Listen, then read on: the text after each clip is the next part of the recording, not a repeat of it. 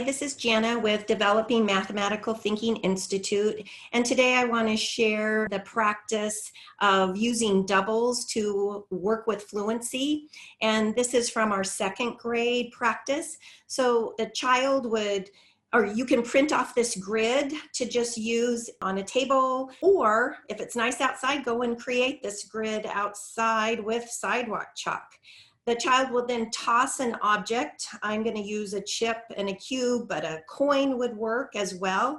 Toss it onto the grid, and this one would be 22. So I'm going to say the number 22, double it. So 22 and 22 composes, or the total is 44. I could use a cube, and this time lands on a 9. So I would double the 9. 9 and 9 composes 18. So have fun with doubles with fluency.